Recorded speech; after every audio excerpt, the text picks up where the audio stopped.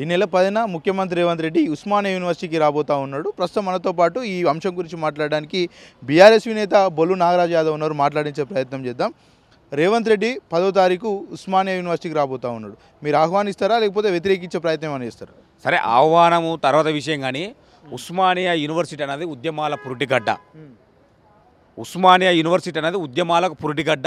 ఆనాడు తెలంగాణ వందే మాతరం ఉద్యమం మొదలుకొని మొన్న తెలంగాణ రాష్ట్రం వరకు అనేకమైనటువంటి పోరాటాలకు, అనేకమైనటువంటి ఉద్యమాలకు నిలయమైన ఉస్మానియా యూనివర్సిటీకి ఈరోజు ముఖ్యమంత్రి రేవంత్ రెడ్డి, తెలంగాణ ఉద్యమద్రోహి అయినటువంటి రేవంత్ రెడ్డి ఉస్మానియా యూనివర్సిటీకి రావడం అనేది ఉద్యమద్రోహిగా ఈ చరిత్రలో చాలా బాధాకరమైన విషయం. అంటే ఉస్మానియా యూనివర్సిటీకి ఉద్యమకారులు, ఉద్యమకు సంబంధించినటువంటి ఉద్యమకారులకే అడ్డ తప్ప ఉద్యమద్రోహులకు అడ్డ కదా అని సందర్భంగా తెలియజేస్తూ ఉన్నా. సరే, ఒక తెలంగాణ రాష్ట్ర ముఖ్యమంత్రిగా ఈరోజు రెండో పర్యాయంగా ఈరోజు రేవంత్ రెడ్డి రావడం జరుగుతుంది. అనేకమైనటువంటి సమస్యలు ఉన్నాయి. ఒక విద్యార్థి నాయకునిగా కావచ్చు, ఉస్మానియా యూనివర్సిటీకి సంబంధించినటువంటి విద్యార్థిని కావచ్చు, అనేకమైనటువంటి సమస్యలకు నిలయమైన యూనివర్సిటీకి అనేకమైనటువంటి హామీలు ఇచ్చిండు. ఆయన దాదాపు 1000 కోట్ల రూపాయలు ఈరోజు యూనివర్సిటీకి ఇస్తామన్నటువంటి ఒక మాట ఇచ్చిండు. మేము నమ్మలేకపోతున్నాం రేవంత్ రెడ్డి మాటలు. గత 2 సంవత్సరాల అధికారంలోకి వచ్చినటువంటి రేవంత్ రెడ్డి అనేకమైనటువంటి హామీలు, అనేకమైనటువంటి అభివృద్ధి కల్పనలు చేసినటువంటి రేవంత్ రెడ్డి యూనివర్సిటీకి 1000 కోట్లు ఇస్తా అంటే నమ్మశక్యంగా లేదని సందర్భంగా తెలియజేస్తా ఉన్నా. పెండింగ్ స్కాలర్షిప్లే రాష్ట్ర ప్రభుత్వం ఇవ్వలేదంటూ విద్యార్థులు గోడు పెట్టుకుంటా ఉన్నారు. ఈ నేపథ్యంలో 1000 కోట్ల బడ్జెట్ ఏదైతుందో అది ప్రవేశపెట్టే అవకాశాలు ఉంటాయా? 100% నేను ఒకటే అడుగుతున్నా. రేవంత్ రెడ్డి అనే వ్యక్తి తెలంగాణ రాష్ట్రంలో ఒక చీడపురుగు, బ్లాక్మెయిల్ రాజకీయాలు చేస్తూ ఉన్నాడు. తెలంగాణ రాష్ట్రంలో ఎస్సీ ఎస్టీ బీసీలకు సంబంధించినటువంటి ఏదైతే ఫీజు రియంబర్స్మెంట్ ఉన్నదో ఈరోజు అనేకమైనటువంటి ఎగగొట్టే కార్యక్రమం ఇదే. నేను రేవంత్ రెడ్డికి హెచ్చరిస్తూ ఉన్నా. బడా కాంట్రాక్టర్లకు డబ్బులు లేనటువంటి రేవంత్ రెడ్డి తెలంగాణ రాష్ట్ర ముఖ్యమంత్రి. బడా కాంట్రాక్టర్లకు ఎట్లా 18,000 కోట్లు ఇచ్చినావు నువ్వు? అధికారంలోకి వచ్చినాక 2 సంవత్సరాల కాలంలో 2 సంవత్సరాల కాలంలో ఈరోజు 18,000 కోట్లు ఎలా వచ్చినాయి బడా కాంట్రాక్టర్లకు?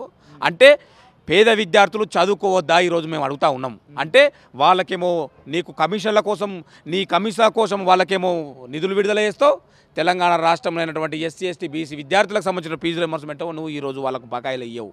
అంటే నీ ఏ విధంగా తెలంగాణ ప్రజలు గమనిస్తూ ఉన్నారు అంటే వీళ్ళు నువ్వు ఎస్సీ ఎస్టీ ద్రోహిగా ఈరోజు చరిత్ర పూటలకు నిలుస్తున్నటువంటి ముఖ్యమంత్రి ఎవరైనా ఉన్నారంటే రేవంత్ రెడ్డి అని సందర్భంగా తెలియజేస్తా ఉన్నారు. ఏ ముఖ్యమంత్రి కూడా ఉస్మానియా యూనివర్సిటీకి పదవీ కాలంలో రాలేదు. మొట్టమొదటిసారిగా రేవంత్ రెడ్డి వచ్చి చరిత్రలో నిలిచిపోయినట్టు కూడా కాంగ్రెస్ నేతలు చెప్తా ఉన్నారు. అంతా బడ్వాజు మాటలు మాట్లాడుతున్నారు కాంగ్రెస్ పార్టీకి మాట్లాడేటువంటి నైతిక హక్కు ఉన్నదని సందర్భంగా తెలియజేస్తా ఉన్నాం. ఉస్మానియా యూనివర్సిటీ గురించి మీకు దమ్ము ఉంటే నేను రేవంత్ రెడ్డికి ఒకటే హెచ్చరిస్తున్నా.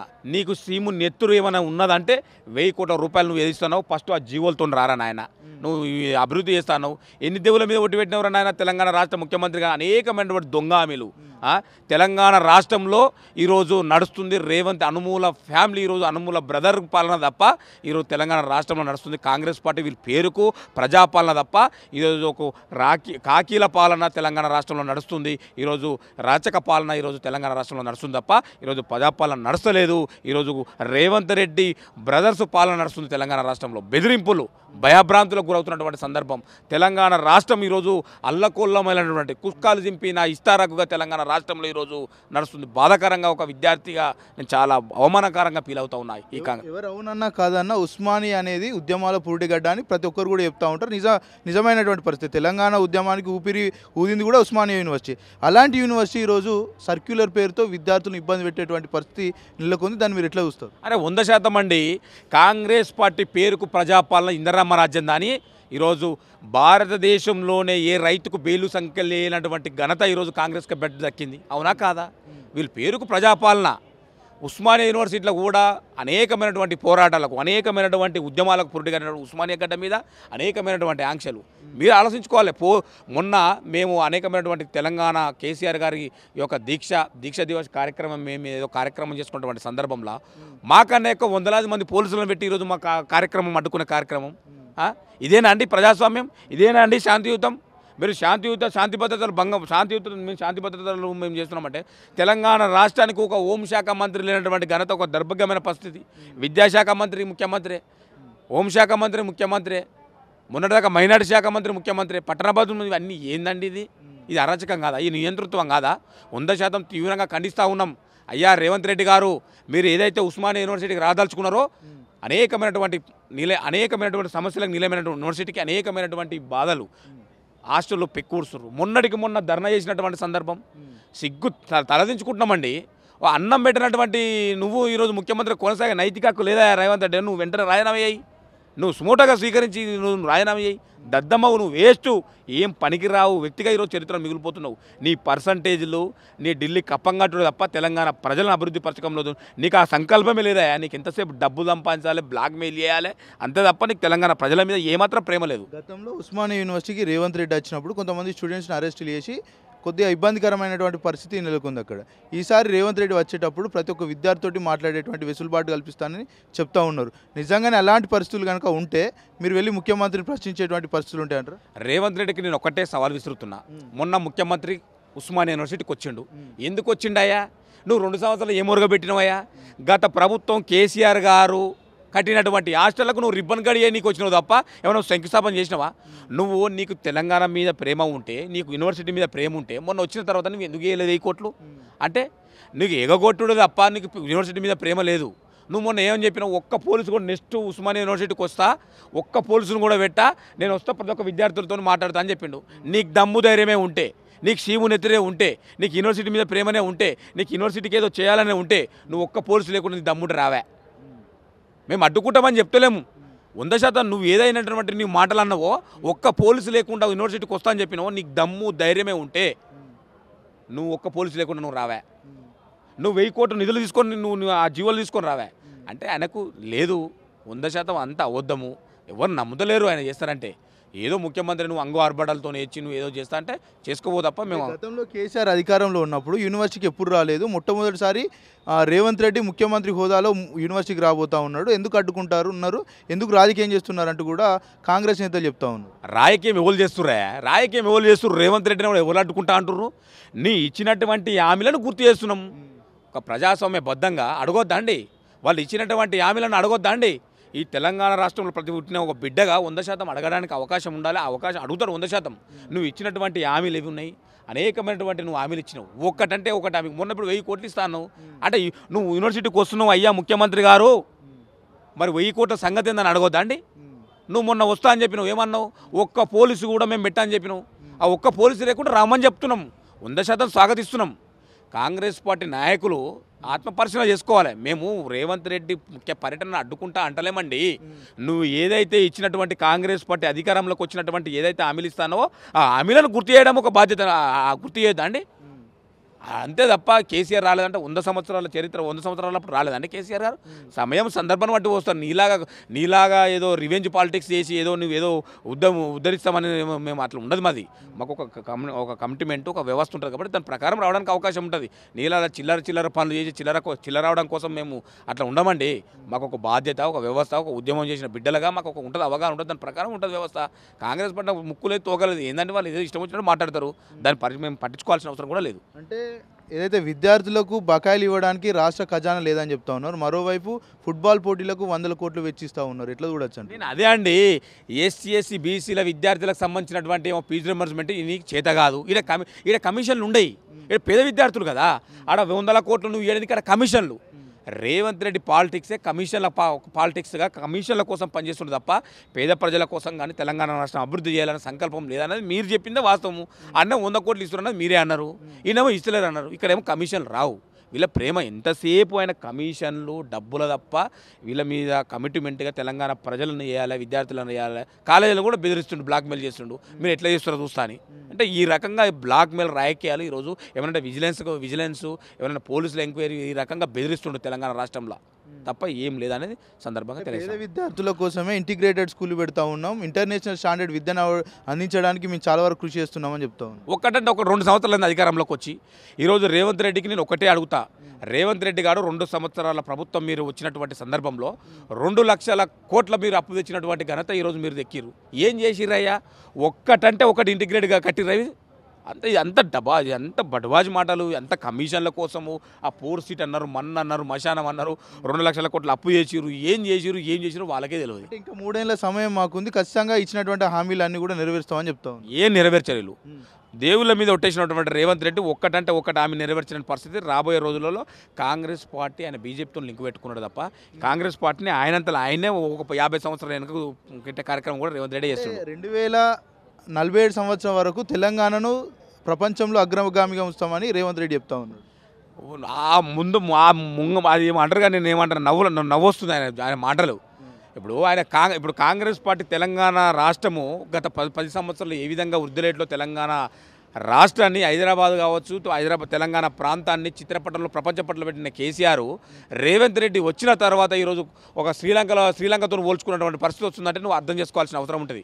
వృద్ధి రేటు ఏంది, తెలంగాణ ప్రాంతం ఎక్కడ ఉంది, ఆర్థిక వ్యవస్థలో దిగజారినటువంటి పరిస్థితి, రియల్ ఎస్టేట్ కుంగిపోయినటువంటి పరిస్థితి, ఏ రంగంలో ఈరోజు వెనకబడతానికి కారణం కాంగ్రెస్ పార్టీ కాదా? వీళ్ళు విజన్ పార్టీ మన్ను లేదు, అంత కమిషన్ల కోసమే కాంగ్రెస్ పార్టీ, ఏది లేదండి. ఈ సందర్భంగా తెలియజేస్తాను. ఫైనల్గా చెప్పండి, ఉస్మానియా యూనివర్సిటీకి ఒకవేళ రేవంత్ రెడ్డి 10 తారీఖు కనుక వస్తే మీరు ఆహ్వానిస్తారా, వ్యతిరేకిస్తారా? 100% ఆహ్వానిస్తాము. ఆహ్వానించే ముందు ఆయన ఇచ్చినటువంటి హామీలను నెరవేర్చి రమ్మని చెప్తున్నాం. రేకుండా నీకు వచ్చే హక్కు లేదు, యూనివర్సిటీకి వచ్చే నైతిక హక్కు నీకు లేదండి. అది ఉస్మానియా యూనివర్సిటీ పురిగడ్డ, నువ్వు ఉద్యమ ద్రోహి, సరే ఓ దౌర్భాగ్యమరబడి ముఖ్యమంత్రి, నువ్వు వస్తున్నావు, 100% సహకరిస్తాం. కానీ నువ్వు ఇచ్చినటువంటి హామీలను నెరవేర్చిరా తప్ప అవార్దాకు వస్తే 100% మేము అడ్డుకుంటాం. కాంగ్రెస్ సర్కార్ చెప్తా ఉంది 2 ఏళ్ల పాటు అభివృద్ధి పదంలో చాలా ముందుకు వెళ్తూ ఉన్నామంటూ కూడా వాళ్ళు వ్యాఖ్యలు చేస్తూ ఉన్నారు. నిజంగానే 2 ఏళ్ల కాలంలో కాంగ్రెస్ పార్టీ ఎంతో కొంత పనిచేసిందని మీరు భావిస్తూ ఉన్నారా? ఎక్కడ కూడా పని చేసింది లేదు. 6 గ్యారంటీలు అన్నారు, ఒక్క గ్యారంటీ కూడా ఆయన పనిచేసిన పాపాన పోలేదు. ఎక్కడ కూడా అభివృద్ధి అనేది లేదు.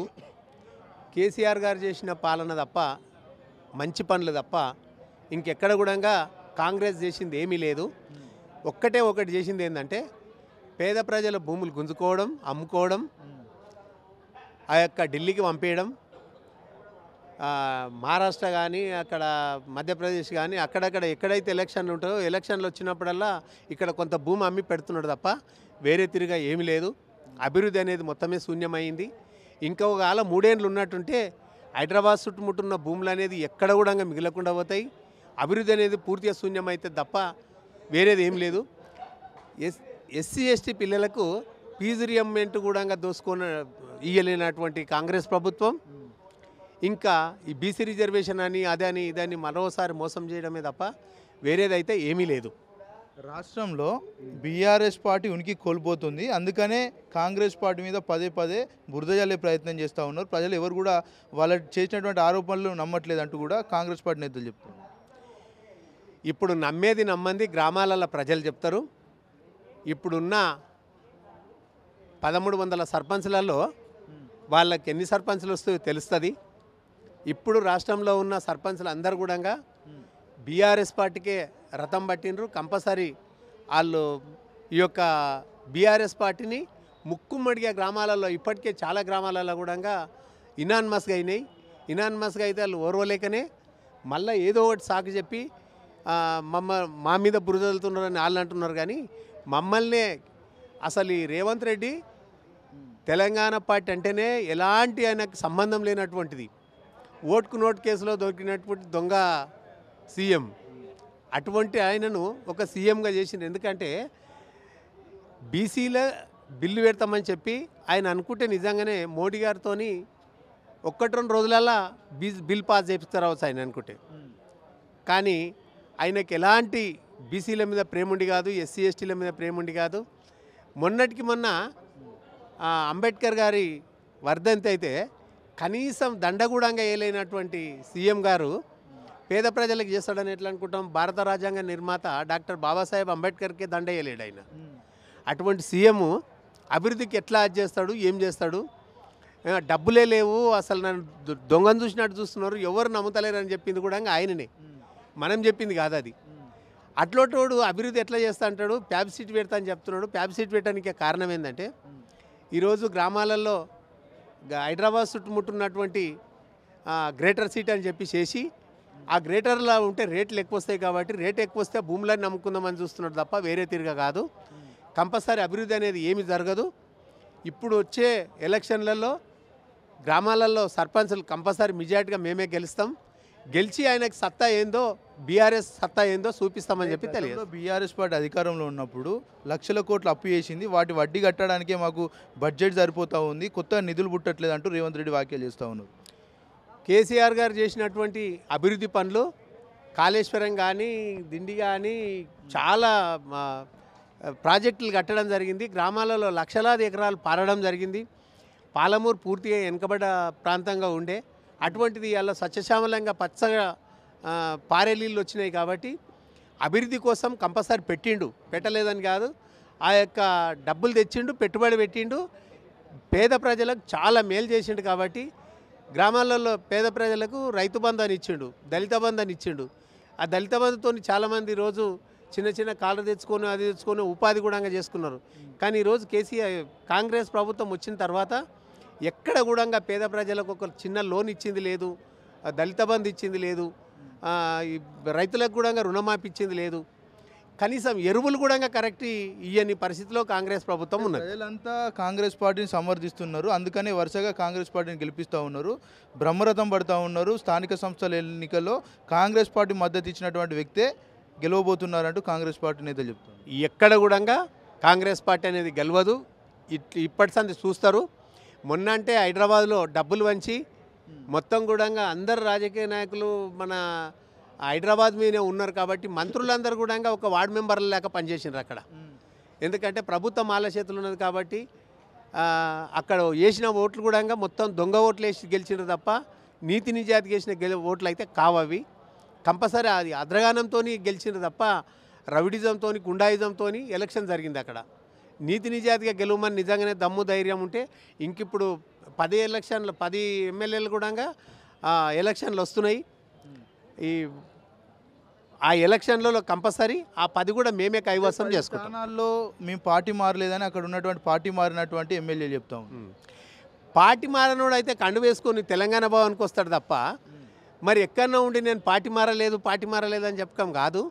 కంపల్సరీ మరి కండు వేసుకొని నిజంగానే ఈడికి రా, నీ మీద కేసు ఎందుకు అవుతుంది, నేను ఎందుకు లేనని చెప్పి కేసీఆర్ దగ్గరికి వచ్చి ఎప్పటికీ మరి పార్టీ ఆఫీస్కి వచ్చేటోడు మరి రావాలే కదా. పార్టీ ఆఫీస్కి రాకుండా మేము పార్టీ మారలేదు అని చెప్తే కోర్టుకే గింత అవ్వదని చెప్పేటోడు ప్రజలకు మేలేం చేస్తాడు అనేది ప్రజలే అర్థం చేసుకుంటారు.